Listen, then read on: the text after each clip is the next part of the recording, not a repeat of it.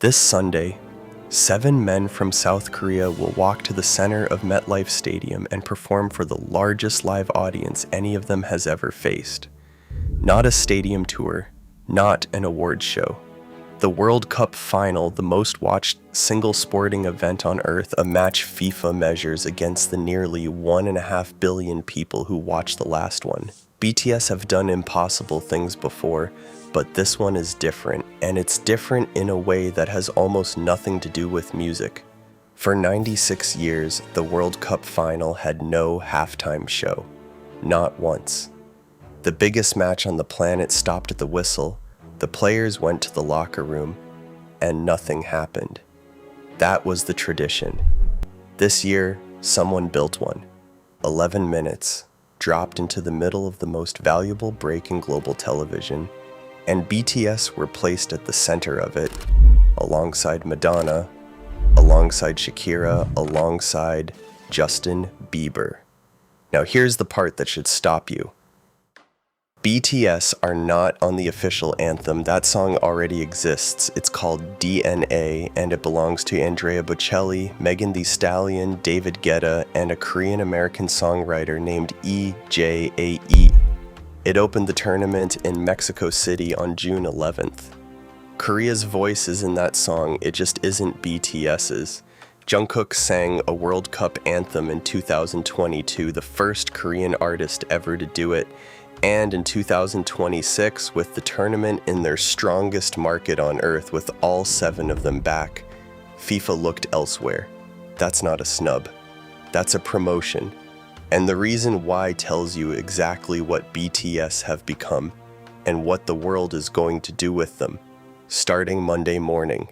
To understand why BTS weren't needed on that anthem, you have to look at what the anthem was built to do.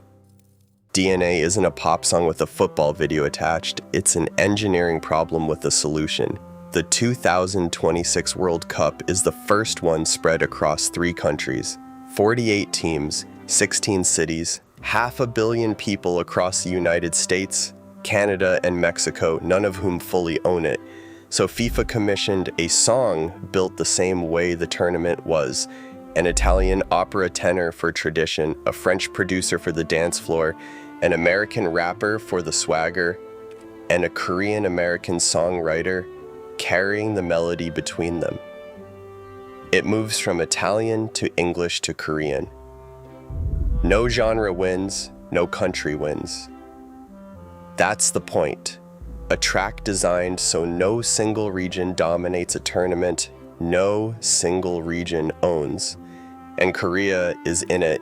EJAE, the songwriter behind Golden from K-pop Demon Hunters, wrote the Korean lyrics herself, drawing on her own memory of Seoul during the 2002 World Cup, back when a whole country turned red at once. So the representation problem was solved. Every continent got a seat inside 3.5 minutes. But here's what an anthem cannot do. An anthem plays over a montage, it scores the highlight reel, it exists in the background of the thing people actually came for. Nobody watches an anthem. FIFA had a second problem, and it needed something else entirely. FIFA's second problem wasn't representation, it was attention. Someone will push back here, so let's deal with it now. Dreamers, Jungkook's 2022 anthem has over 450 million views on FIFA's YouTube channel, one of the most watched World Cup songs ever made. Surely that's attention. But look closely at what that number is. 450 million views, accumulated across 4 years, 1 person at a time, each of them choosing to press play. That's a library. It's enormous and it's real, and it isn't the same currency. The halftime show isn't accumulation, it's simultaneity. Roughly 1.5 billion people in the same 11 minutes on every continent in the middle of a match nobody's gonna walk away from.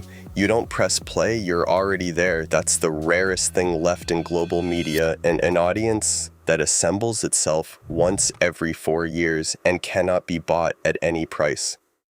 So look at who FIFA put in that room. Chris Martin curating, Global Citizen producing with Live Nation and Done and Dusted, Gustavo Dudamel, one of the most celebrated conductors alive, the PS22 chorus, Burna Boy, Madonna, who headlined the Super Bowl in 2012, Shakira, who co-headlined it in 2020, Justin Bieber added on July 8th to complete the bill, and underneath all of it, the actual payload, the FIFA Global Citizen Education Fund.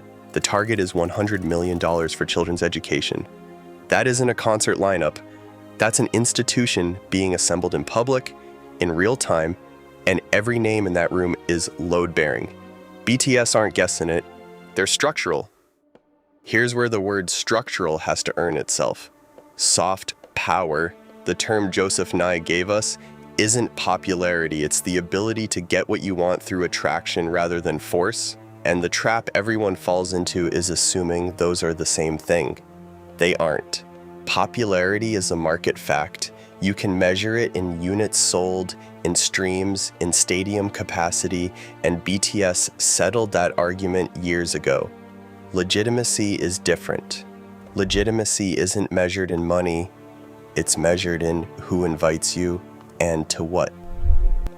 That's what changes on Sunday, not because of how well they perform, but because of where they've been placed. Consider what the slot actually does. It puts BTS inside an institution rather than in front of one. A sold-out stadium tour proves people will pay to see them. Being written into FIFA's own programming next to a global NGO attached to a $100 million education fund, that's a different category. You cannot buy your way into it. There's no price, which means every state that would like this for its own artist simply cannot have it. It settles a ranking no chart could. For a decade, the question hovering over BTS in the West was whether they were a phenomenon or a peer. Billboard #1s didn't answer it. You spent years watching people explain those away. But standing on the same stage as Madonna and Shakira on the biggest night in world sport isn't an argument. It's a seating chart. And it converts them from a product into an instrument. When your 11 minutes exist to fund schools, you're not selling anything, you're being used by an institution for its purposes. That's not an insult, that's the literal job description of a diplomat. A generation ago, a country coming out of financial ruin made a strange bet. That culture was not decoration, but infrastructure. 2 decades later, the bet paid. Charts fell, records broke, and an export industry existed where none had been. This is the week it stops being an export. It becomes a credential. So what actually changes? Start with the thing that's already permanent. For 96 years, the World Cup final had no halftime show. After Sunday, it always will. That slot exists forever now, and it exists because 2026 proved it could. 11 minutes of the most valuable television real estate on Earth has just been zoned for construction, and BTS are standing in the first building. That is not transferable. In 2030, someone else plays it, and they will be second. Then watch what the institutions take from this. FIFA has just demonstrated that entertainment is not decoration around the sport. It is a fundraising instrument, a legitimacy instrument, a way to convert a match into $100 million for schools. Every federation, every committee, every global body with a broadcast window saw that, and they will copy it. That is what institutions do. And watch what the states take from it. The Korean playbook has been running since before most of this audience was born. And for most of that time, the goal was volume, sell more, reach further, improve the brand and the balance sheet. It worked. But Sunday reveals a ceiling above the balance sheet, a room money cannot enter. You don't buy your way in, you get invited, or you don't, which means the smart move for any nation paying attention is no longer to build artists who sell. It's to build artists who get invited. How the world reacts on Sunday, nobody knows. 11 minutes is short, 4 headliners is crowded, and it could be a beautiful mess, or the thing people are still citing in a decade. It won't matter.